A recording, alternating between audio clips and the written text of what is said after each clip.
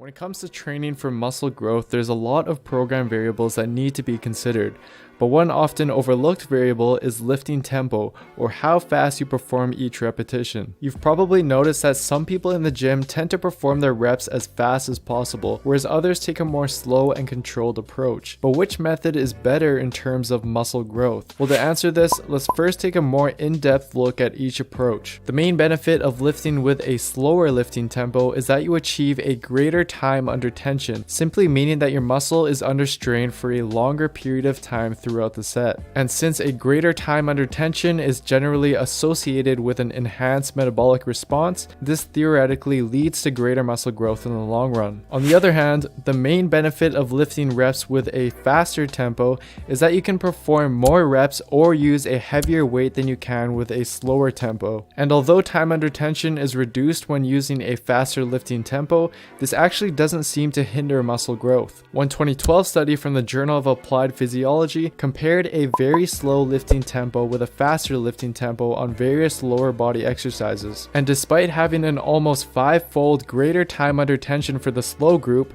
they only experienced an 11% increase in muscle size compared to a 39% increase in the faster tempo group. Now, although this is an extreme example given the unrealistically slow tempo that was used, it helps illustrate that time under tension isn't the most important factor regarding muscle growth. In addition, the ability to lift heavier loads by using a faster tempo enables a greater overall recruitment of muscle fibers, which equates to greater activation of the target muscle. In fact, one study from the Journal of Strength and Conditioning Research showed that when a slow lifting tempo is used, activation of the chest was reduced by up to 36% during the bench press when compared to lifting with a faster lifting tempo. And this was seen despite both protocols being taken to failure, indicating that very slow lifting fails to sufficiently stimulate or activate the higher threshold type 2 muscle fibers, which results in less overall muscle activation and presumably less growth of the target muscle. So based on this, it's clear that using faster tempos may be more beneficial in terms of muscle growth.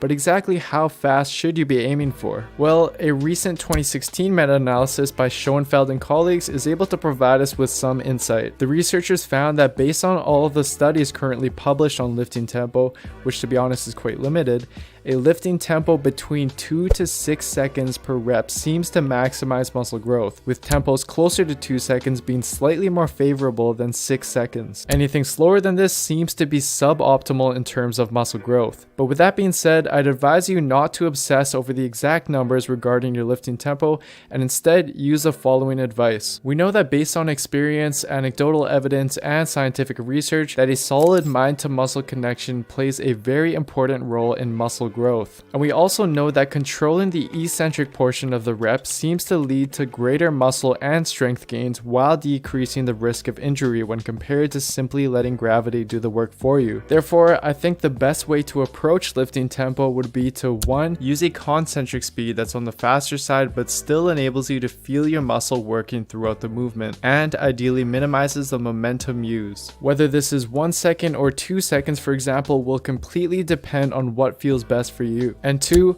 perform the eccentric portion of your reps so that you're actively controlling the weight against gravity as opposed to simply dropping the weight. Utilizing these 2 tips will help you get the most out of your lifting tempo while keeping things simple and easy to implement. Now, with that being said, I just want to also mention a couple limitations regarding this topic. First off, lifting tempo becomes less applicable when you're using heavy weight. For example, if you're lifting close to your 1 rep max, it becomes a lot harder to intentionally slow down or speed up your reps. So it's when you're using relatively lighter loads where you have a lot more control over your lifting tempo. And secondly, this video was mainly geared towards muscle growth as opposed to strength gains. The ideal lifting tempo for a power lifter, for example, will differ as they typically benefit from trying to move the bar as fast as possible and are usually less concerned with a solid mind to muscle connection during their lift. But if your main goal is muscle growth, then utilizing the tips mentioned in this video will likely be your best bet. And finally, it should also be noted that combining different lifting tempos or using specific lifting tempos for specific exercises might even be the best option, but it's impossible to say at the moment since no study to date has investigated it. So I'd advise experimenting yourself and seeing how your body responds. That's pretty much it for the video, guys. I hope you enjoyed it and found it useful. There's definitely a lot more research that needs to be done regarding this topic, but I think there's enough for a general conclusion to be made. And as always, for those who are interested